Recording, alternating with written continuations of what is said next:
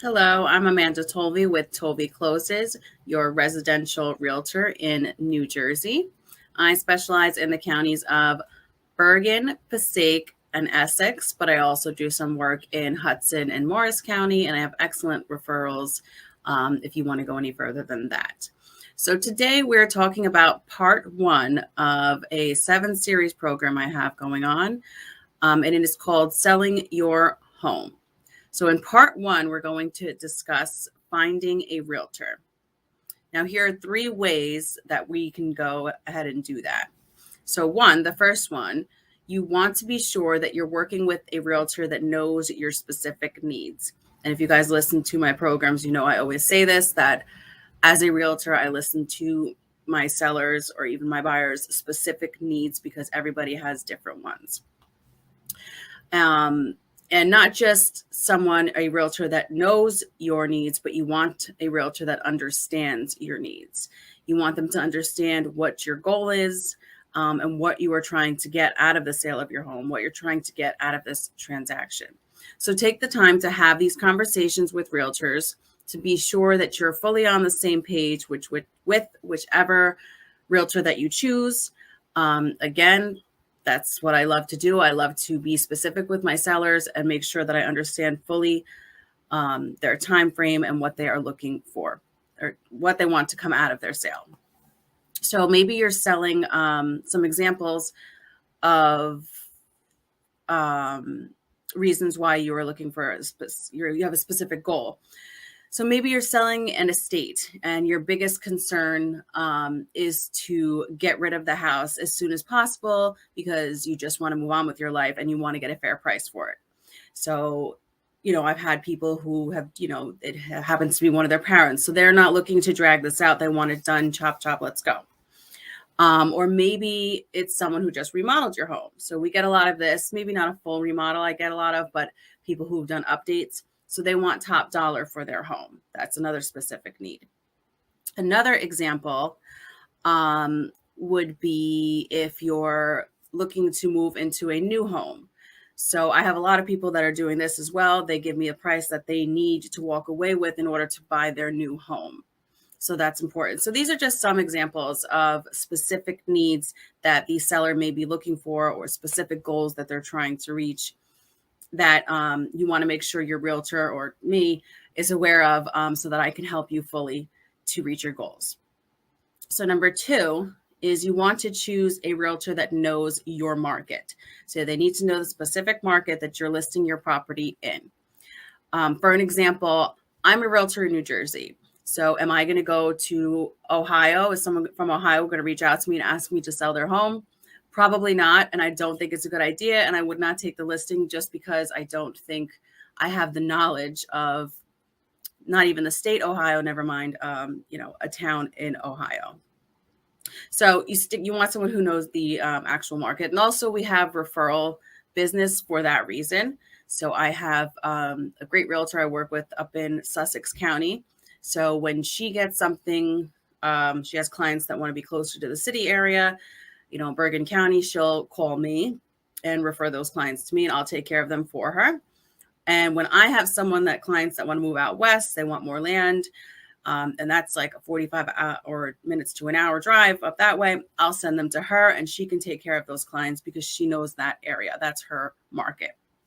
So your realtor needs to be familiar with the area that your home is in.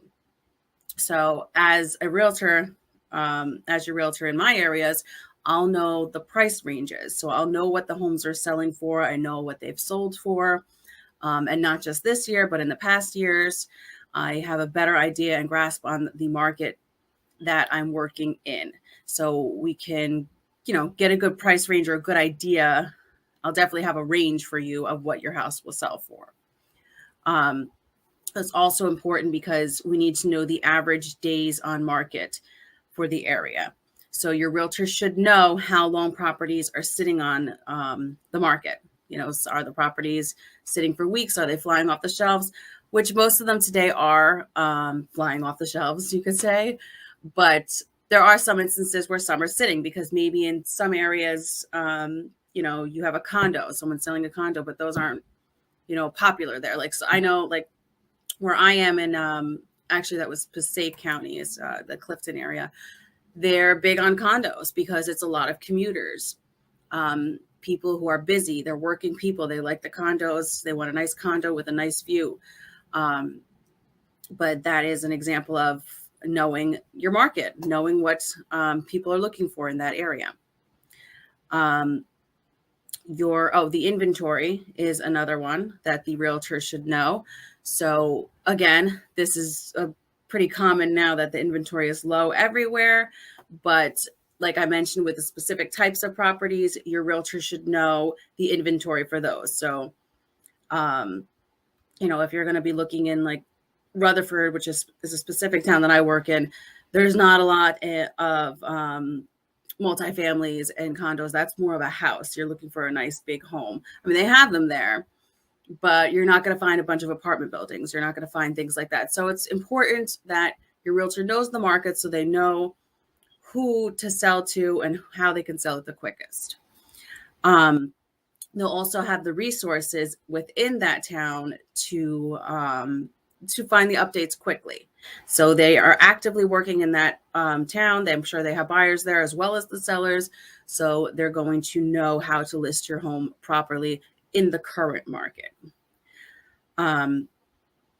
You also want your realtor to have an idea on what's available in the town.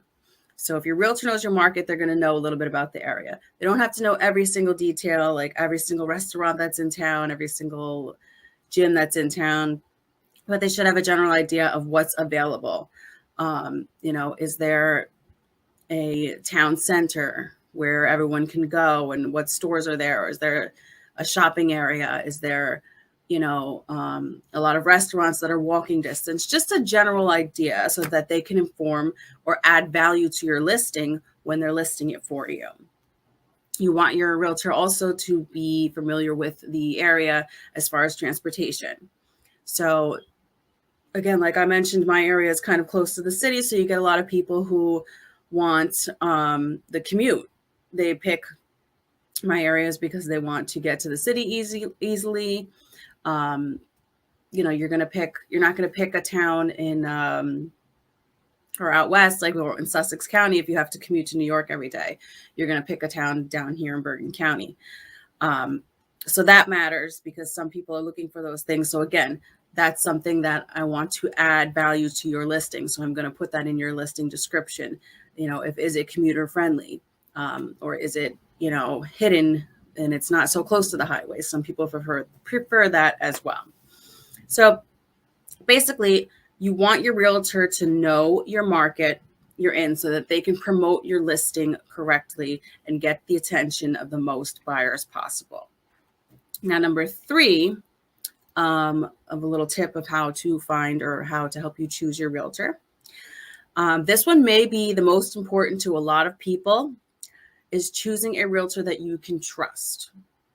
So most people, they're selling their home for the first time ever. So they have no idea what they're doing. They have no idea what to expect. They don't have the resources. They don't know who they're supposed to be speaking to. And that is why you heavily need to rely on your realtor as your go-to person. That's the person that's going to guide you through everything and is supposed to not steer you wrong. So again, it's got to be someone that you can fully trust. And there's a couple of reasons or a couple of examples I want to share with you about why it's so important to trust your realtor. So the one is that the realtor, the agent, when I say agent, means the same thing as realtor, is the person that's helping you come up with a competitive price to list your home at. So you don't want a realtor, for an example, that's going to list it at an extremely high price just because all they care about is the commission. When that house is now going to take long to sell, or it's not going to appraise, and you're going to have lots of issues with that overpriced home. And then you also don't want someone who's going to lowball it just because they want to sell it quickly and get this done with and move on to the next one. So you want a realtor that you can trust that's going to get you the price that you need and sell your home at the price you need it to be sold at. You want to trust that they're going to come up with that number for you. Well, with you, I should say, because at the end of the day, the seller gets to choose that number, but the realtor should be guiding you. Now, another reason You need to trust your realtors because they will be hosting an open house for you. Now, open houses are optional, but 90% of the time you want to have them because it gets more people in.